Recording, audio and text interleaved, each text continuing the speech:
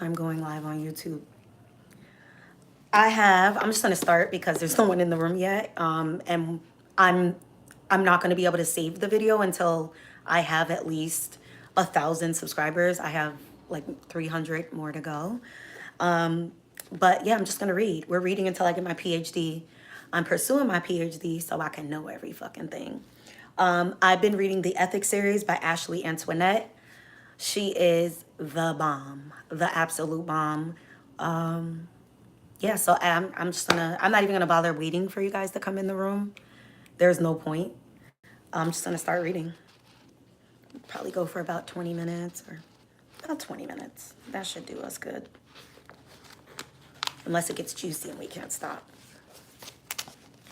I'm not sure if that hurt or helped, he said, placing a hand on her knee as he took a seat next to her. He groaned as he melted into the expensive cushions.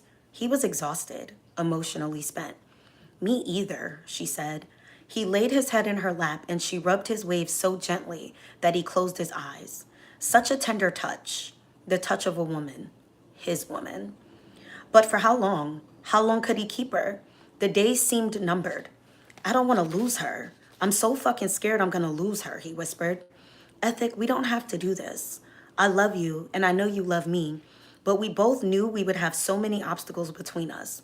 We knew it was a big chance that this might not work. Morgan tried to kill herself. That attention thing, this time, she needs it, Alani said. Hi to the one person that was in the room. Then Bella feels neglected and Easy needs you. Your plate is so full. And it's too much for you. Ethic's deep voice cut through the air, carrying so much solemn with it that her belly hollowed. His forehead wrinkled, but his eyes remained closed. Ethic was the man who gave love but could never get it. He was the strong one, the one expected to carry the burdens of others.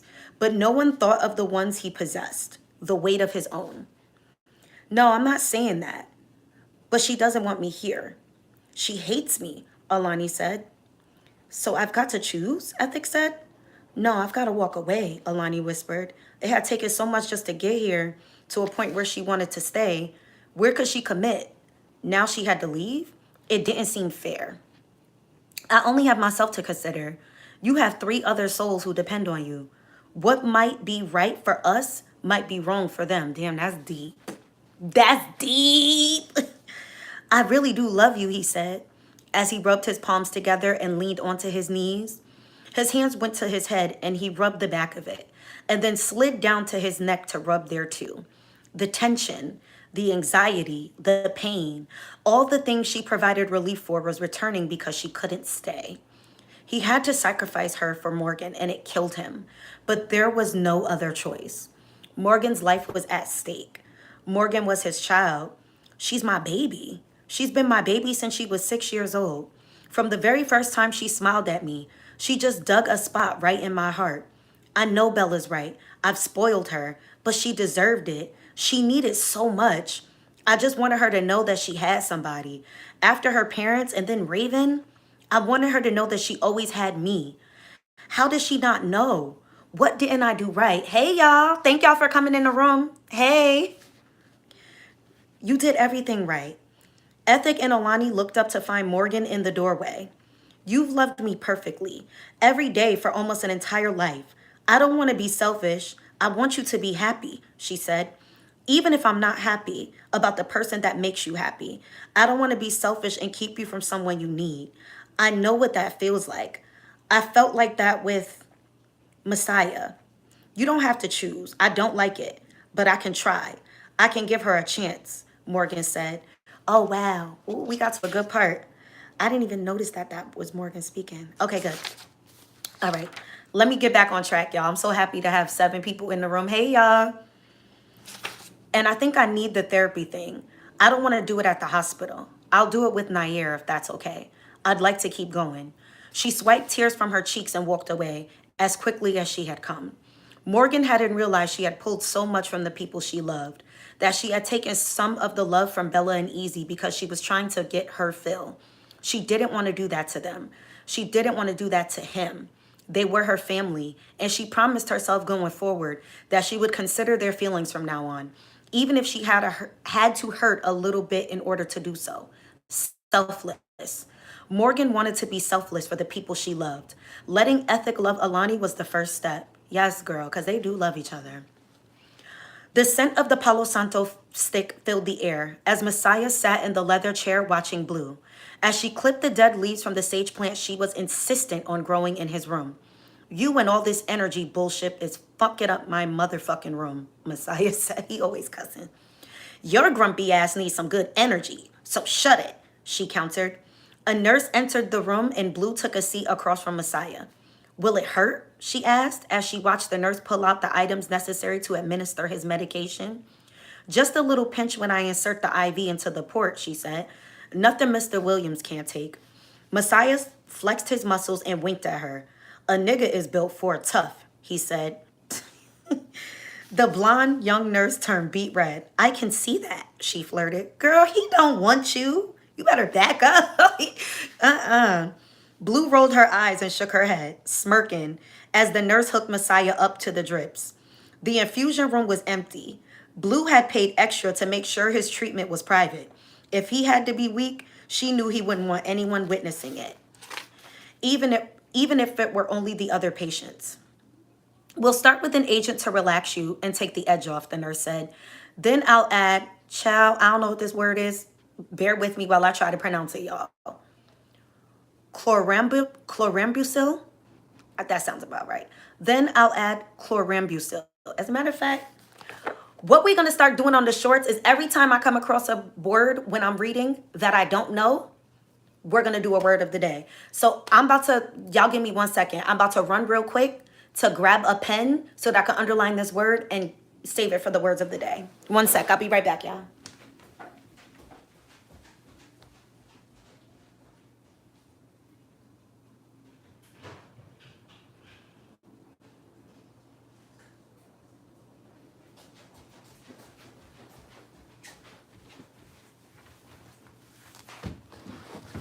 Thank you to the one person that stayed in the room. I appreciate y'all.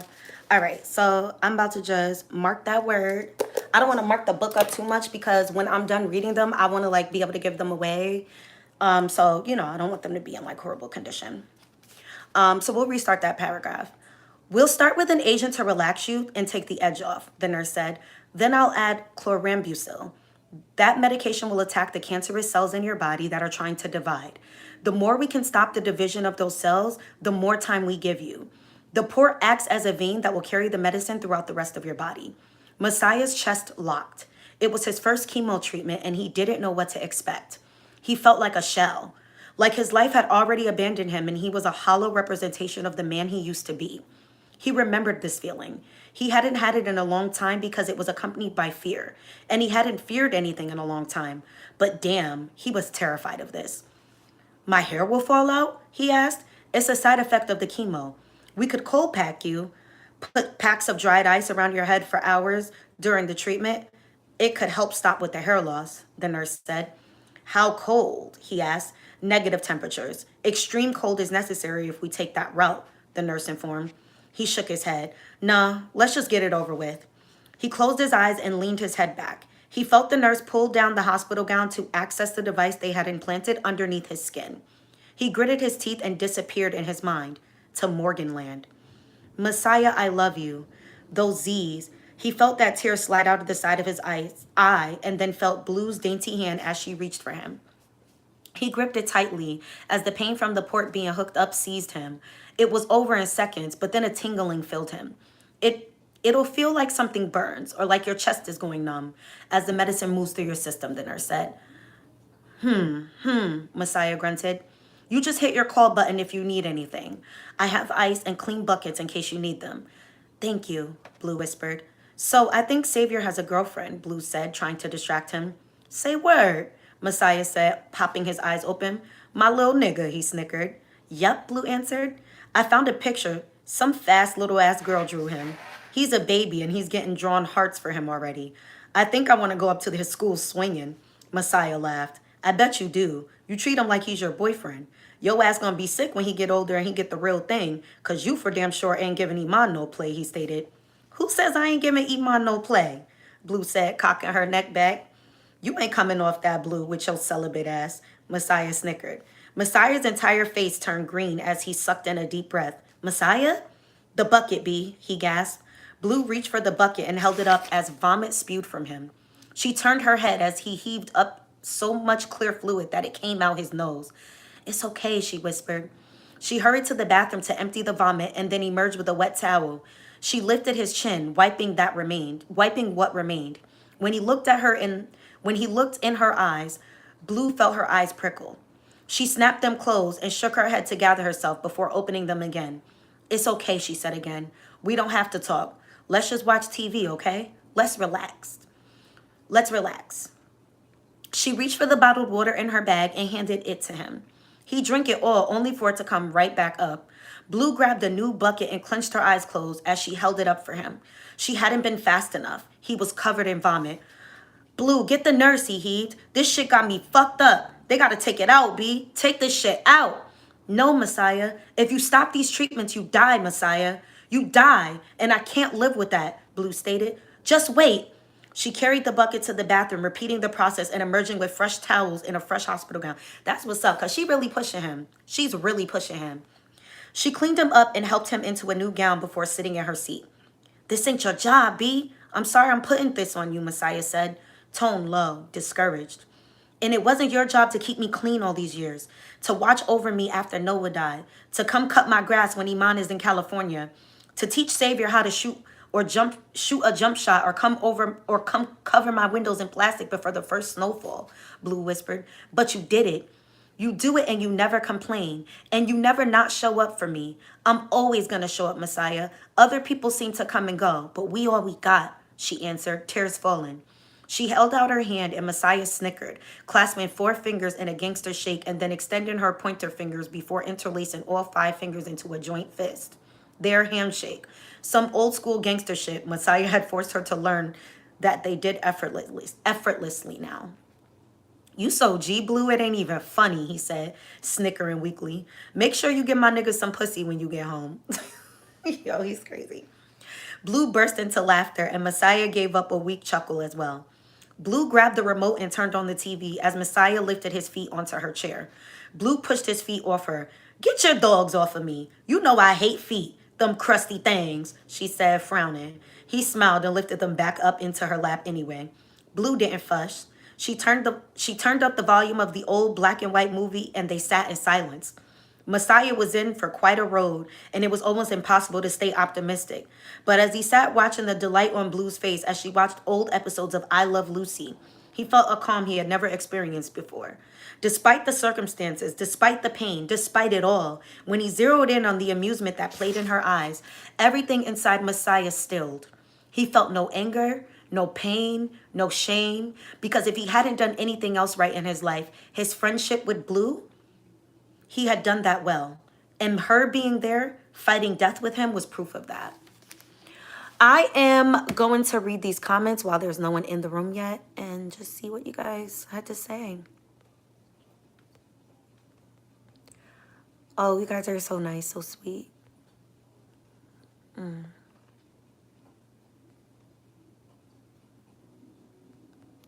Aw, thanks, guys.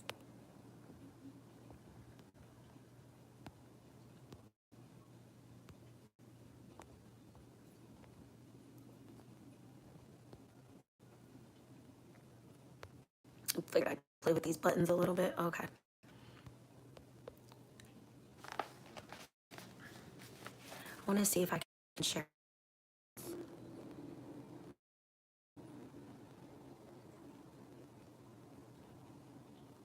It's too late. All right. Chapter 13.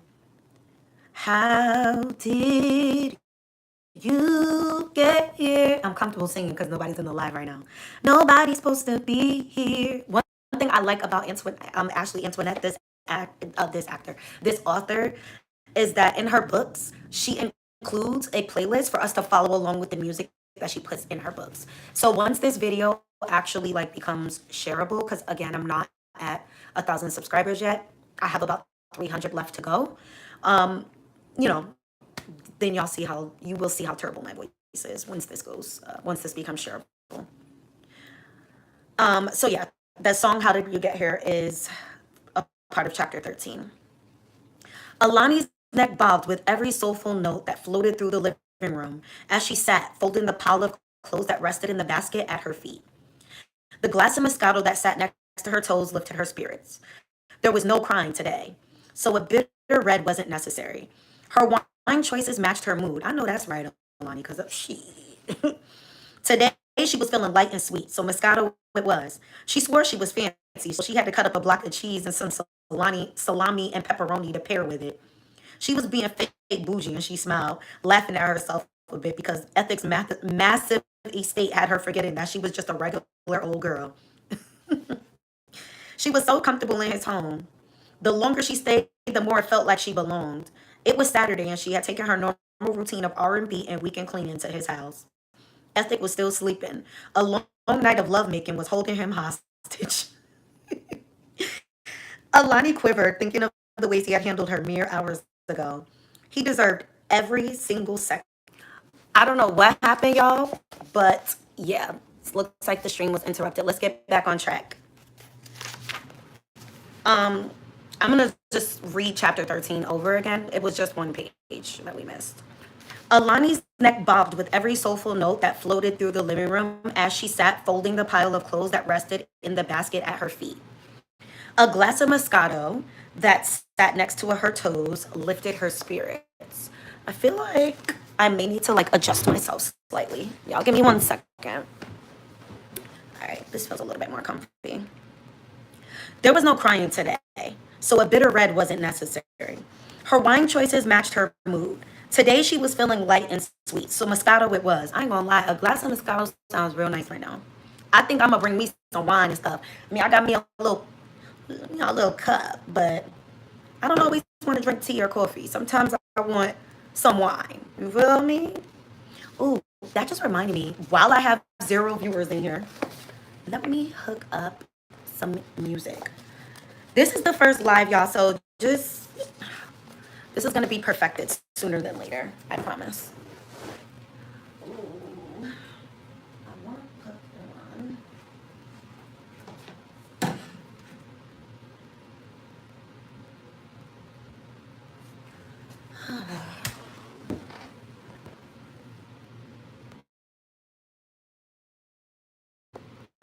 I hope y'all can still see and hear me. I was basically putting on, setting a little ambiance because I had planned to do that before I went live.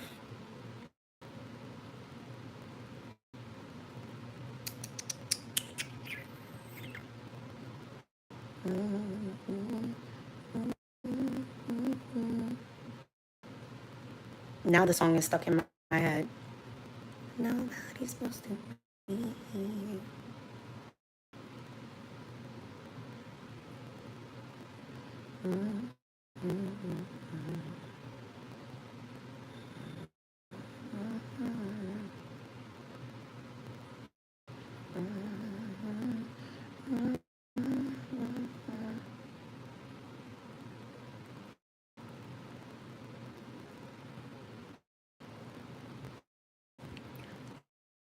Hey y'all,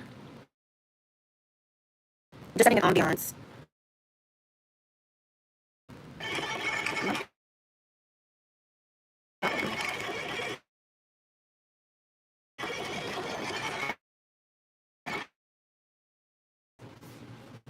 Hey guys, I guess I got kicked out again. We're gonna get it together though. I'm just trying to, I have my iPad here. I'm just trying to set an ambiance. Because that was the plan before.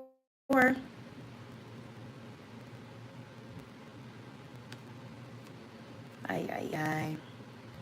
What else is new?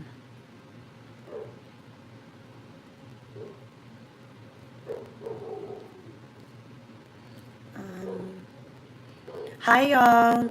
I swear I'm going to get back to the book. I'm just recalibrating.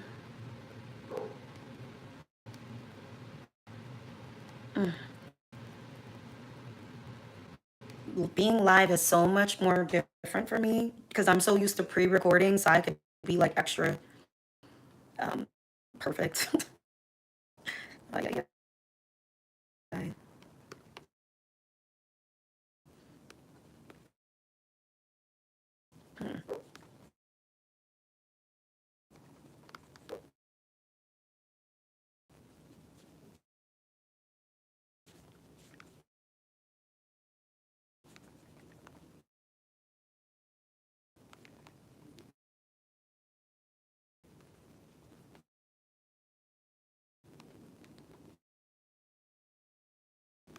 I'll try to do that. Yes.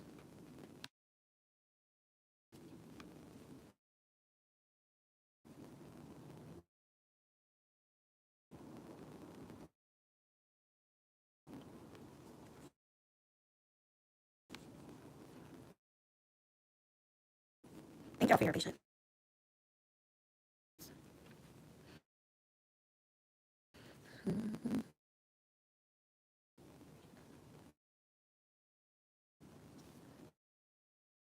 Ay, ay, ay.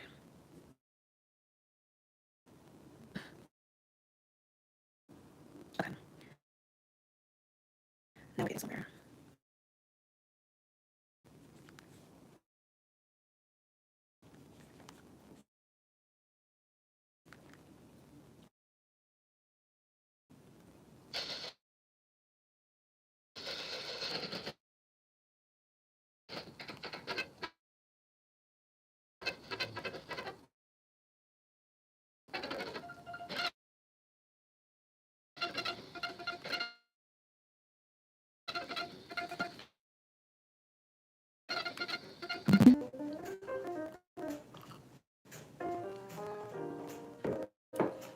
We're back. Let's try this again.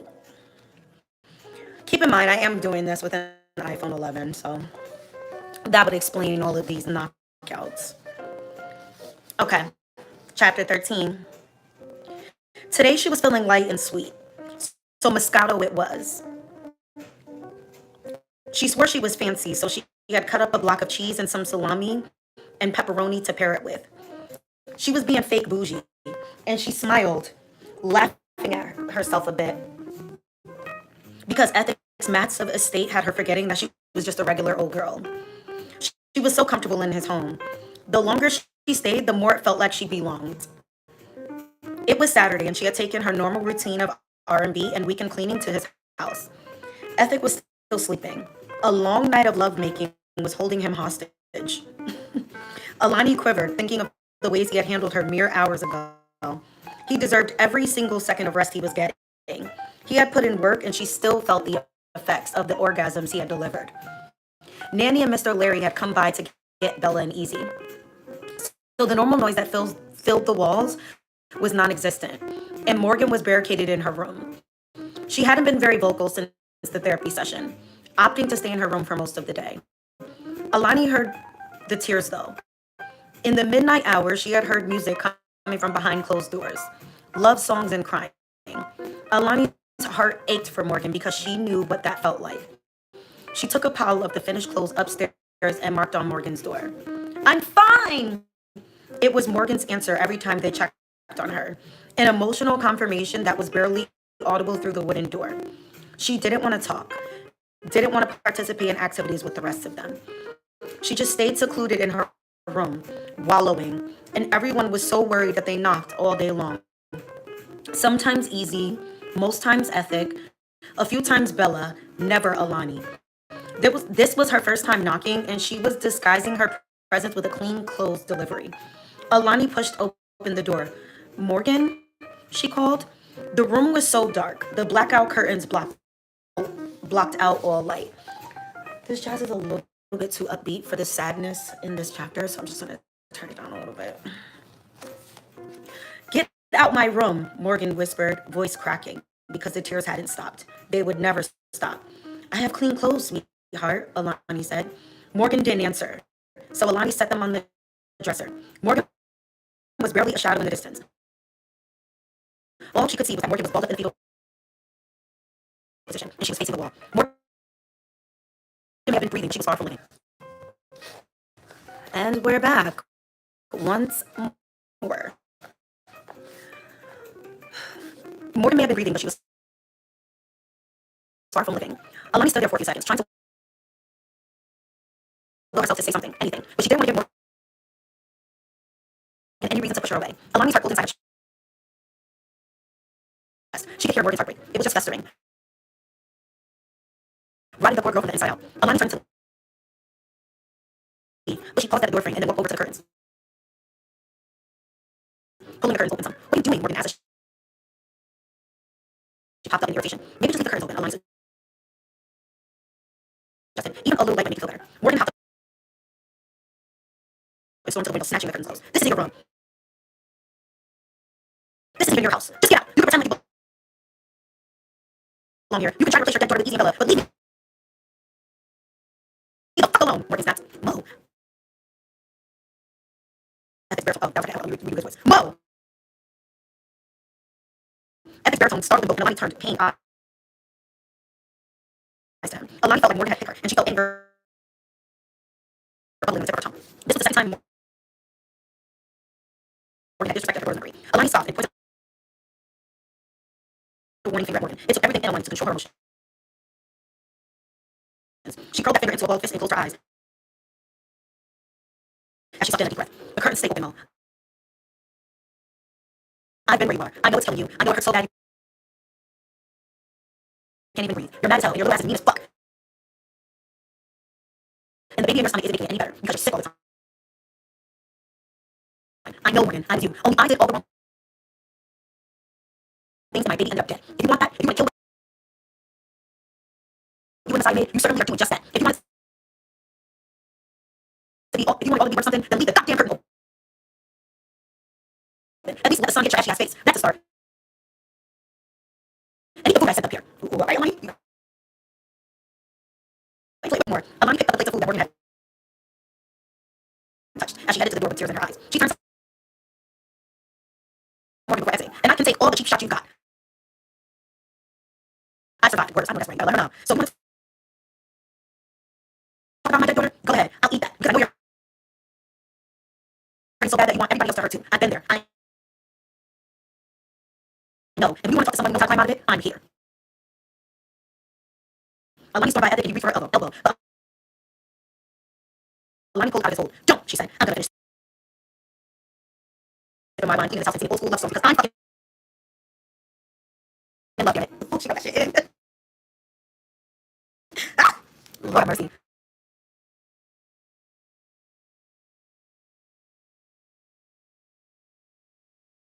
Thank you. I don't get that off of me. Ew, I don't want that on me. Turn it off.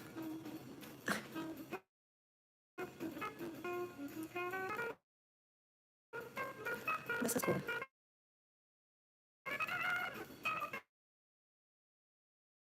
Oh shoot. Oh, I'm just playing these buttons. Like, this is my first time going live, so I'm like, I'm having a ball, guys.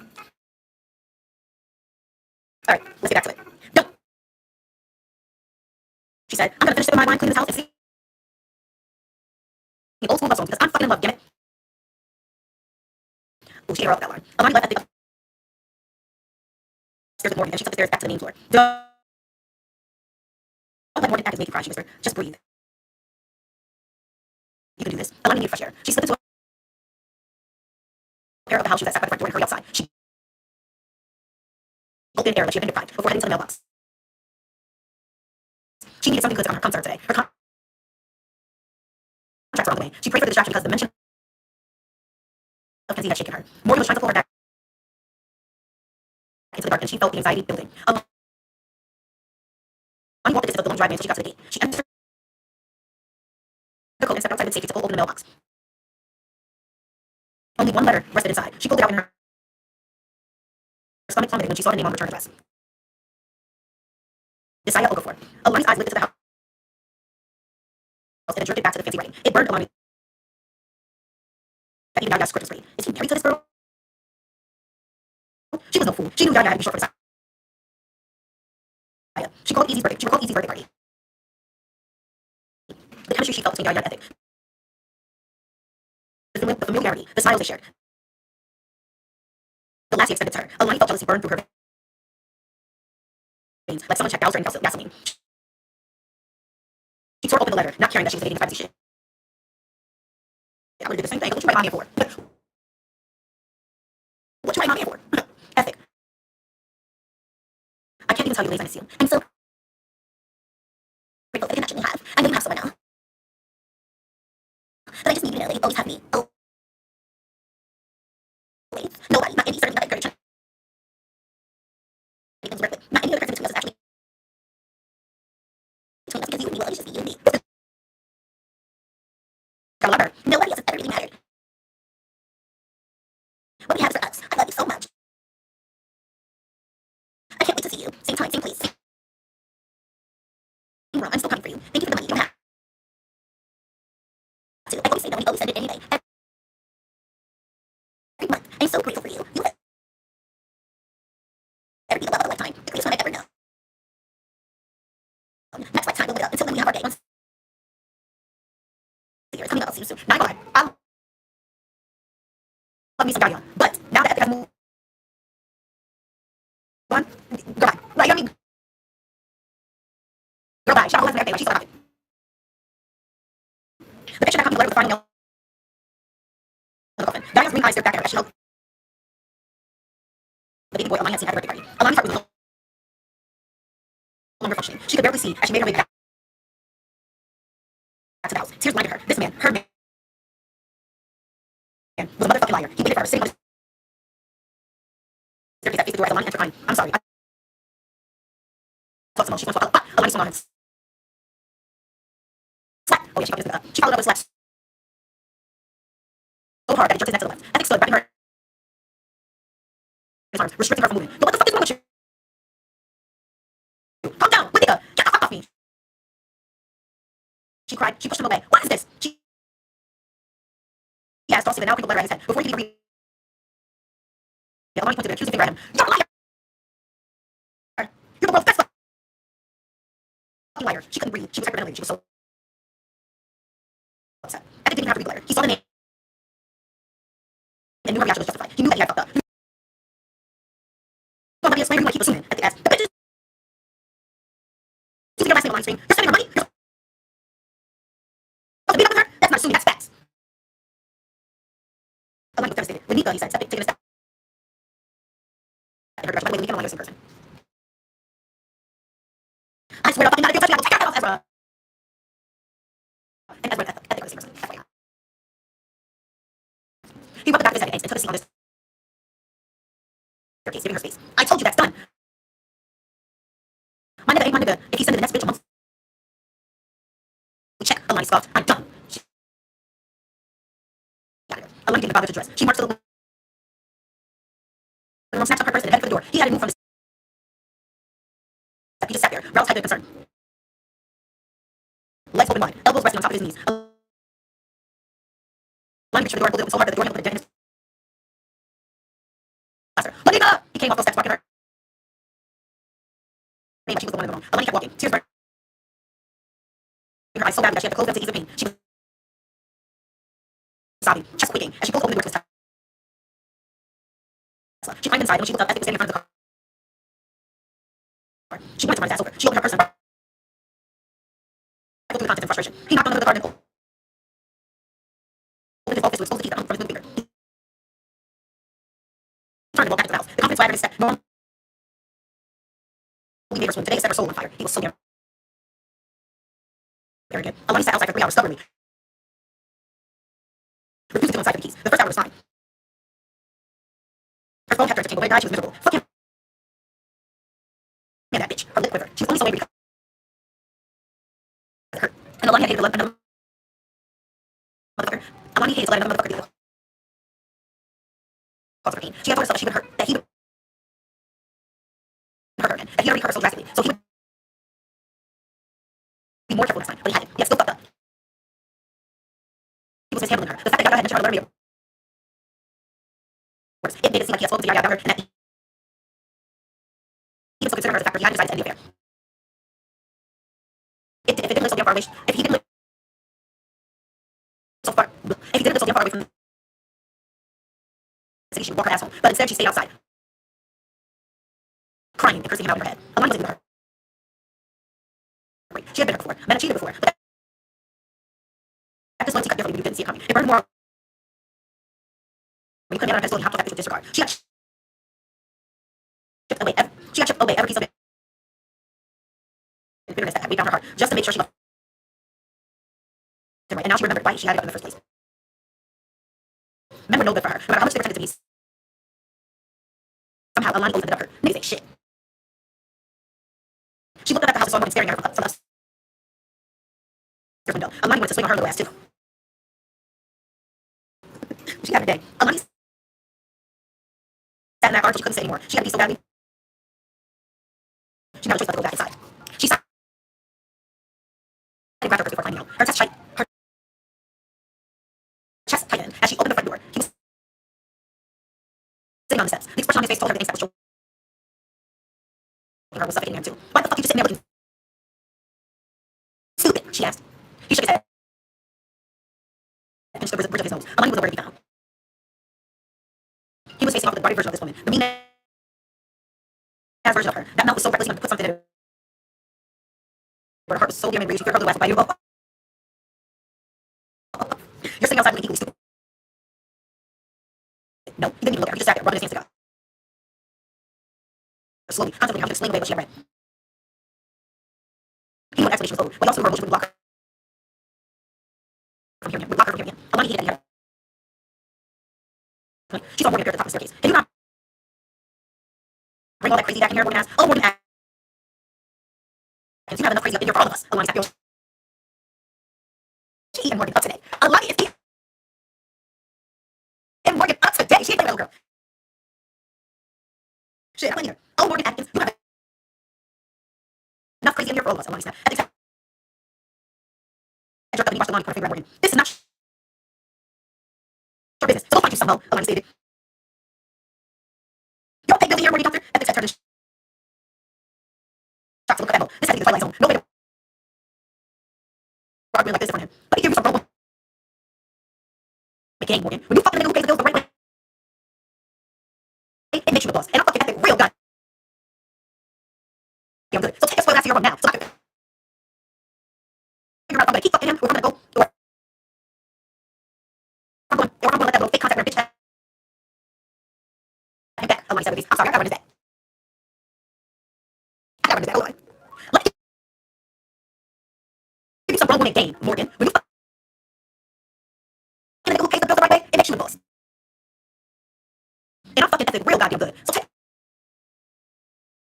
little spoiled ass to your room now. So I can figure out if I'm gonna keep fucking him or if I'm gonna let that little fake contact wearing bitch have him back. Alani said with some bass. Morgan smirked her over her eyes, but she walked away mumbling.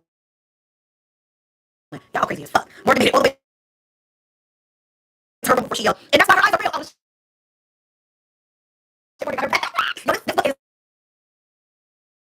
bad to me. Actually, it's this shit. She said, and that's why her eyes are real.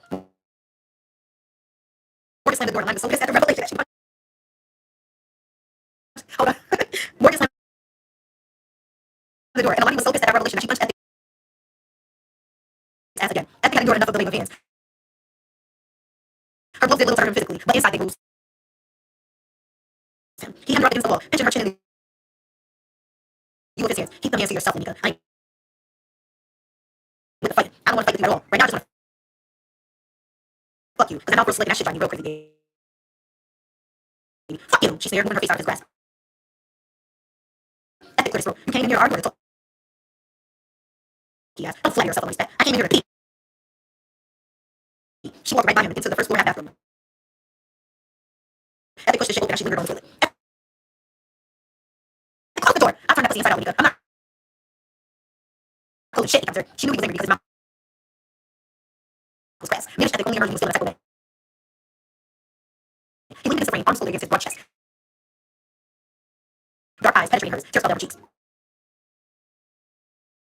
You know I hate this shit. I'm not giving out bullshit, Nika. I'm not fucking with you. I'll slap the shit out of you for saying she said. She wiped and flushed and then adjusted her clothes before washing her hands. She didn't even try them. She just flicked the water in his face before trying to push him aside. He didn't budge. Why did she send you pictures of that ugly ass baby? She screamed. She knew she was being childish, but she didn't care. Her feelings were crushed. The possibility So what is letterman and what value do you add in ethics? Like, her. A baby in your name, you give her both. Is that baby yours? Do you bury your ethic? Alani placed a hand to her stomach and gave her folder. She slammed down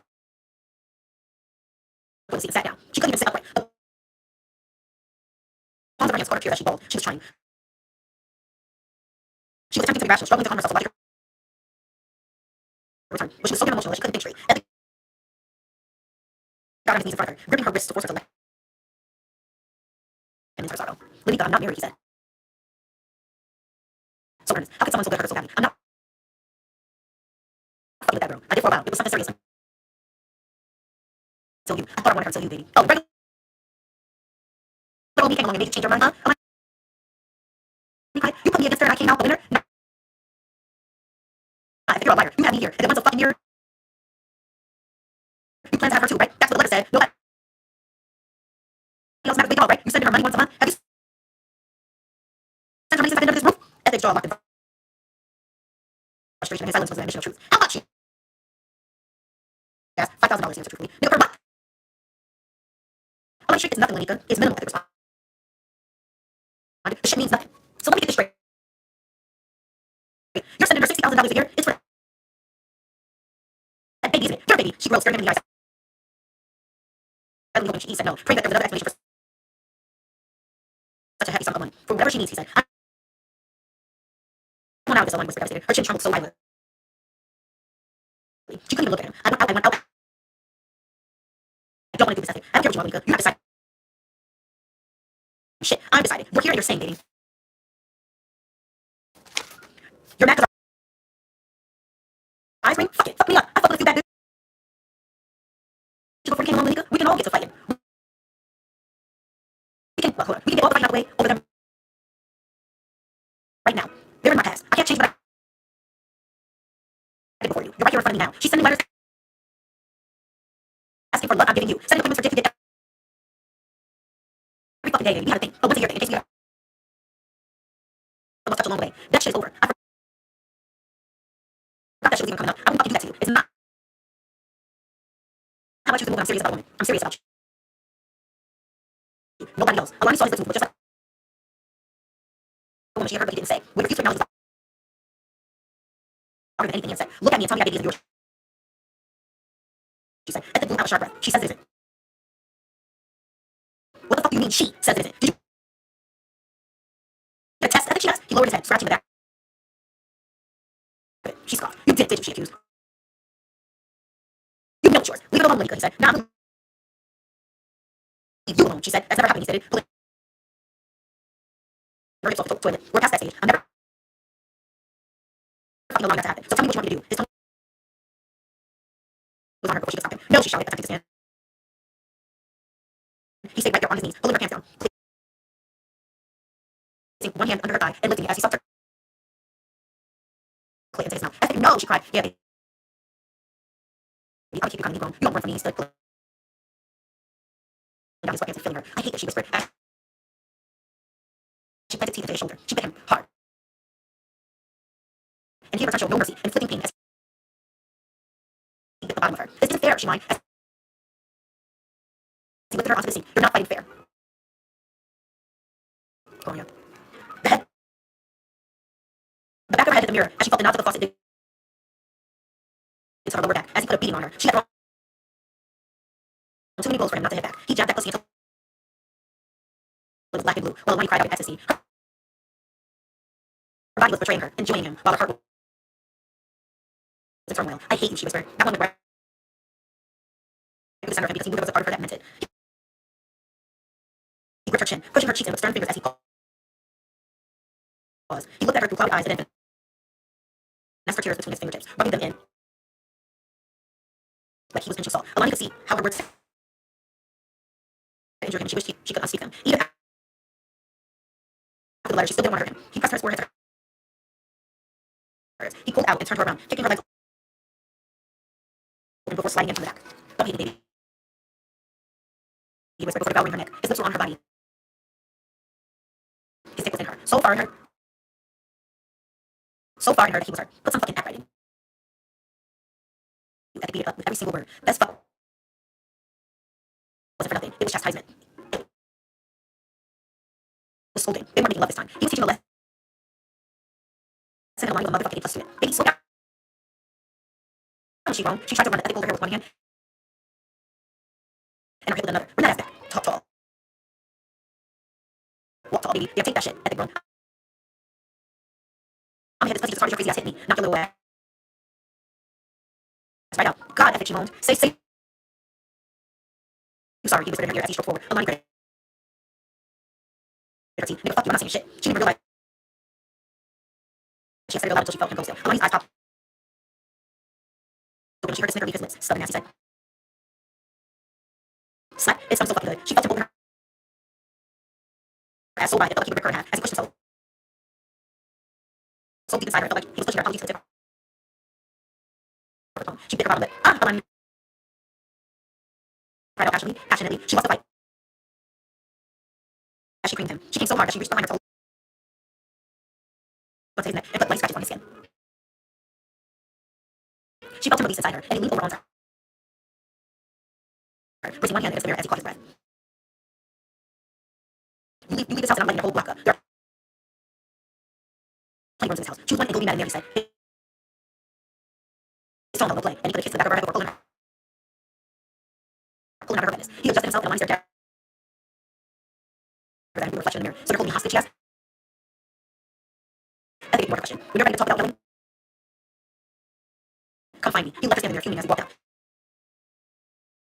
She hated that. Even with the anger she felt, he was right. She wasn't going anywhere. Let me see. Hey, y'all. Wow, you got them separated, girl. I'm loving it. It's been a 30 minutes. I'm gonna thank you, everyone.